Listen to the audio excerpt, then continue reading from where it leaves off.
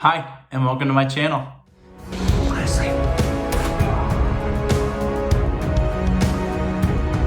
Hey, Uncle Kenny!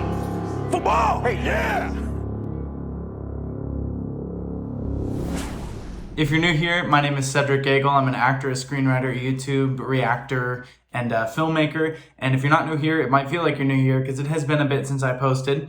As many of you know, I was in a musical, the production of Pippin, playing Pippin, and then just after that, I did come down with COVID. After 2.5 years of avoiding it, I did end up getting it, and sidelined me for quite a bit. And then, I moved. I'm back in Philadelphia, so this is my new office, new setup. And then I was filming in Boston, and I've been to New York several times over the last few weeks. So I've been very busy, and I appreciate all of your understanding and patience while I work through that. Still busy times ahead, but excited to get back to this and get back to analyzing these performances. And especially with Dimash releasing a new song, which I didn't see coming. So thank you to my patrons on Patreon for alerting me to this. This is very exciting. It was Evie and a few other people that let me know. So this is going to be great. I have no doubt because it's him. I have no idea what to expect from it because, like we always say with him, it could be pop, it could be opera, it could be anything in between, it could be both. It could be neither of those. It's just, he's got such a range, literally in his actual range, but also artistically and stylistically that I don't know where it's going to go. So I'm excited to see what we dig into here. Will it be vocal technique? Will it be choreography? Will it be cinematography? Will it be production design? What's it going to be? Let's find out. Before we do that, I want to say thank you, of course, to my patrons on Patreon. Thank you for your support, especially these last few weeks, where I've, really been sidelined and just wasn't able to do much. Your support really does mean so much to me, and just thank you, thank you, thank you. And to my US viewers, I've got a new movie coming out. There's a movie that I wrote and was then asked to be in, which was really exciting. It's called Forbearance. There's a link to the trailer in the description of this video. It comes out in the United States on August 30th, which I think might be the day this video is coming out, if I can get it done by then. But it's going to be a little bit later than that, I think early September on Amazon Prime and a few others. So just keep your eyes on this page. I'll be posting when I know it, and I'll be sharing on social media as well. So if you're not following me there, feel free to. I always try to share about what I'm doing and how you can see it. But I wrote it. I was in it. It also stars Vernon Wells, who was in Mad Max and a number of other things, and Paul Logan, and the wonderful Julie Tapkin and Travis Hancock. They play my parents, and they're incredible. I haven't seen it yet. So I can't wait to see it and see what all they did with it. It's really, really exciting. It's a beautiful film, and I just know being on set was really emotional. So I'm excited for that. So feel free to check that out. But without any further ado, let's jump in. This is Dimash ZAHLYN. ZAHLYN, I think is how it's said. Let's find out.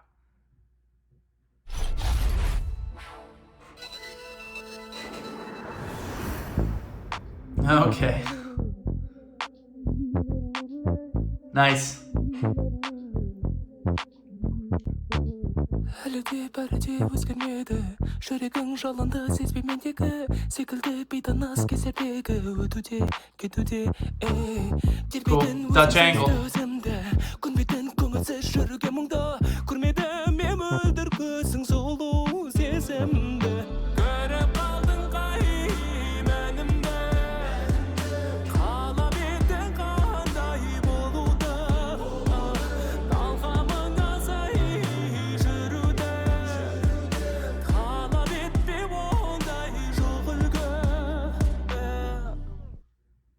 Менің сүйетін мұңды солды, жүрісімді бірін-бірін, табиғи болмасында, шынайы сен қабылдағын.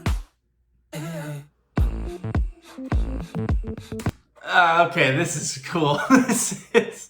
I love the chorus especially. I love what he's doing here as a performer because it's not dance so much as it is movement. And that's actually a clear distinction among actors is, are you dancing or is this movement based? So both are choreographed, both are rehearsed, and both take a lot of intentionality, but, popping your head out can be a dance move, but it's also just movement, right? And so he's having a movement-based performance that's still centered on his voice and remaining in place. Why is that important? Because the camera is doing a lot here, and so is the production design. He's got these neon pink tubes underneath him, surrounded by blue, with everything kind of moving around him on the walls. The camera's coming in at Dutch angles. Sometimes it's shoulder mount. We've got these lasers shooting across the screen. And so doing choreography, this would all just become too much. And so instead, because the actual production of the music itself is so focused at this dum, dum, dum, right? It's very clipped. It's very focused. And so they know when they're going in to edit this, they can cut on beats. They can have him do things on certain beats. That's not necessarily big dance stuff, but it's movement stuff. And it's going to look really big and look really good, but it's going to let him sell it as a performer rather than having to dance it out. And the camera can do cool things, but also help him feel like this big shift has occurred. There's a little bit of kind of a lost in some tunnels or sort of underwater type feeling, like he's drowning, like he's kind of overcome by this sudden change. It sounds like she left him for some reason. I'm trying to follow along with the lyrics while I'm observing all the cinematography, so, you know, something's gonna fall by the wayside. But the image of him wearing the fedora, which is white, and that's kind of a symbol of like innocence, like I didn't do anything wrong, but it covering his eyes and putting a little bit of shadow down here. The way that it has been black and white at times and then cuts to this hyper saturation pink and blue. These bars underneath him almost conjure images of a submarine with the water swimming around, and then the lasers sort of have the same sort of violent underscore of maybe looking like some sort of red dot sight on a rifle or something. So there's this idea of having aim taken at him, of being targeted by this lost love. Notice too how crisp all of those things are. So even when we've got the water on the walls that's kind of being splashed about, or what looks like water, it's in boxes. And there's the lights underneath that are very crisp and clean. And we've got the lasers shooting through. And we've got these Dutch angles, but the cuts early on, watch this. Watch how they cut this along with the music.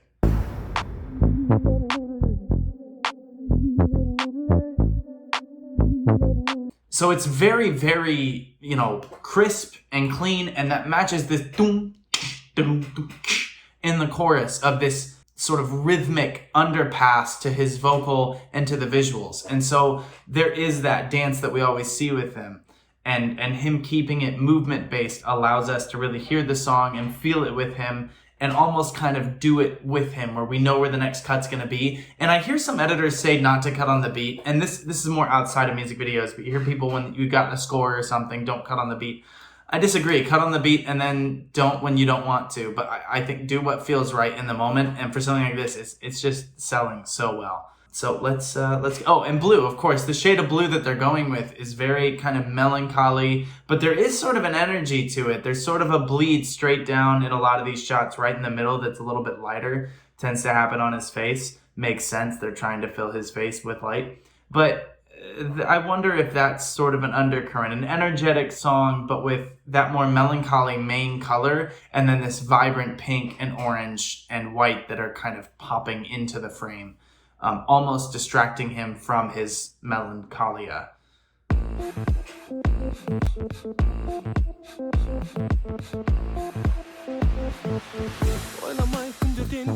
Okay, cool.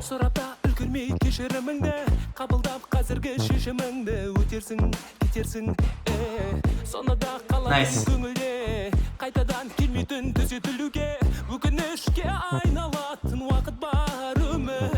And look how much that camera's moving.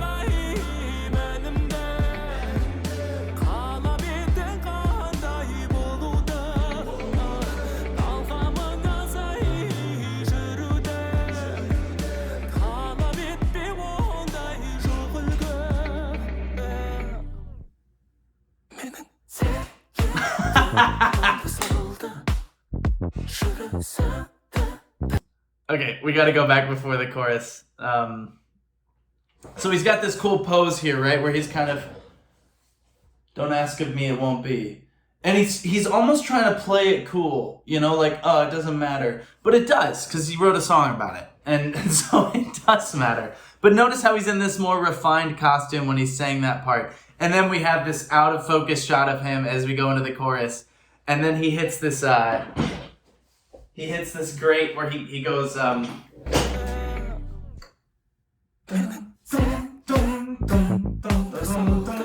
it's so like just having that little movement that's focused where? In the hips. And here's the thing, we talk about in some acting circles, and it's big for me in my own style, we talk about character centers and where characters are focused.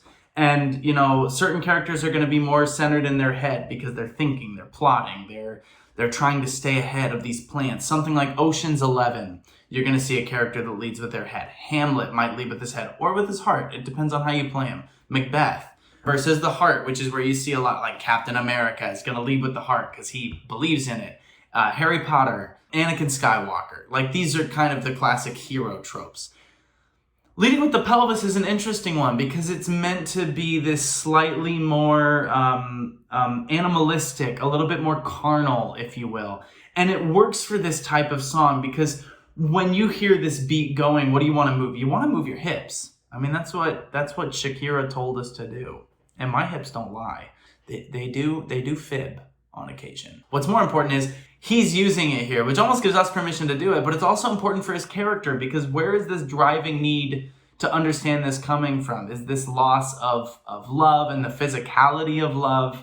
And so it's nice, it's fun, it's good, he sells it really well, it's satisfying to see, but at the same time, it's important from a performance aspect to notice that. Notice too how much the camera is moving on certain parts where it's shoulder. I mean, it's really doing a lot.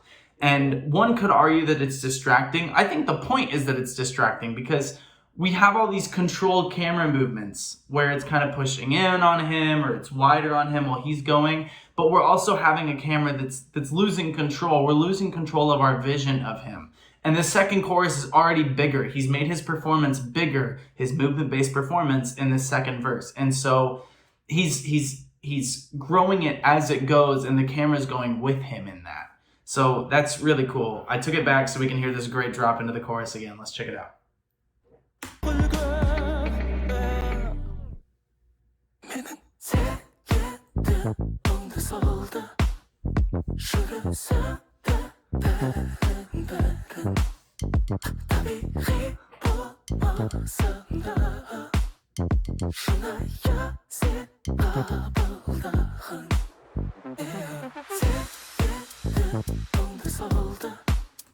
Notice there's a couple of things I really like. I really like how clean the set is, where you hear the rim shots by the sticks, and then you're hearing it here, they just added more set to it. So that percussion is super clean. And notice what he's doing vocally. Every single thing he's saying is ending with, it's not da da da da da da da da, which is a kind of classic pop thing to do, right? Of just hit the note, let it go, hit the note, let it go. And that is nice with this vocal percussivity to have to it, but he's adding that breath, and that's a very Dimash thing to do. Dimash loves to use his breath to make music. He adds, there are whole times where he'll end a note and just keep breathing and then come in on a different note, which is technically very difficult, but also like just sounds cool. So he'll make as part of a character choice. And so when he's doing this, da, da, da, da, da, da, it's adding some emotion to it. It's adding this sort of desperation to it, but it also kind of enhances the note. It helps the note linger in there, in the mix of what we're actually hearing. And so again, getting back to how he's moving in the character, how the lines are cutting across the screen, what the camera's doing, it doesn't have the vein as being, it doesn't feel as tightly controlled vocally as what we expect. It is so tightly controlled that it doesn't feel like it. It's all deeply intentional, but it all serves to sort of underpin the whole concept of the song and of the performance. So I wanted to point that out. Let's see where the rest of this goes. We'll take it back a little bit. Hear those sticks? Oh, they're right there.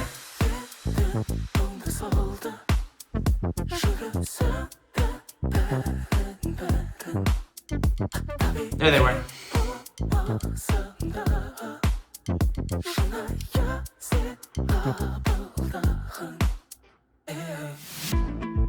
Nice.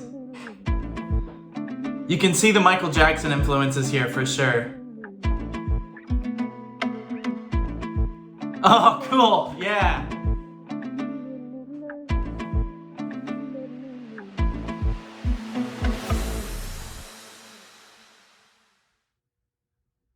Nice. Dimash strikes again. Oh, that was cool. That was cool. Lots of Dutch angles, and you know how I feel about those.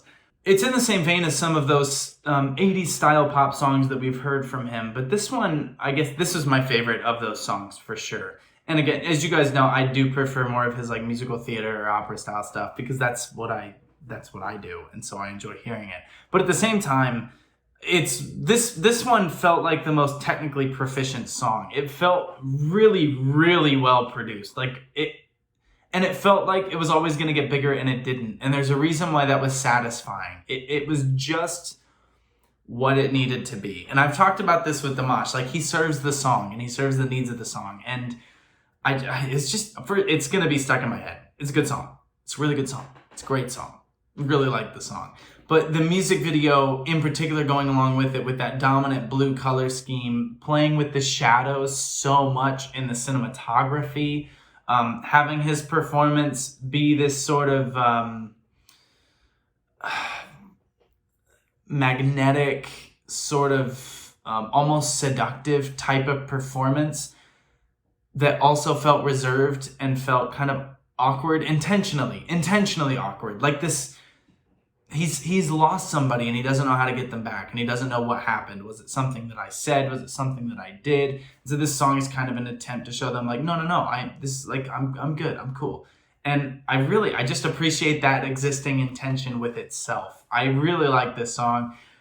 It's good to get back to him. And like, again, he's so vocally trained that even in this, where he's not doing anything super difficult, you just hear his training. You hear how on pitch he is, how on tune he is, how in rhythm he is. Like, it feels like we're hearing just like the first take in the studio. He just walked in, did it, and left because it was good.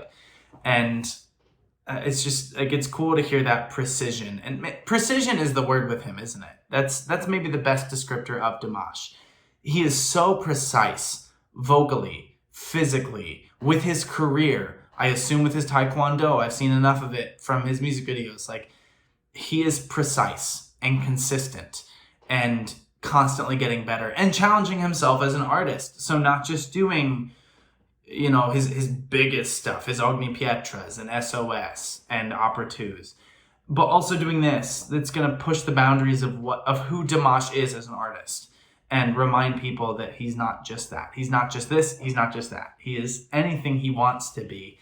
And it's a nice reminder to us that we can be too, and that we're only bound in by the boundaries that we set for ourselves as artists. And yeah, I thought it was great.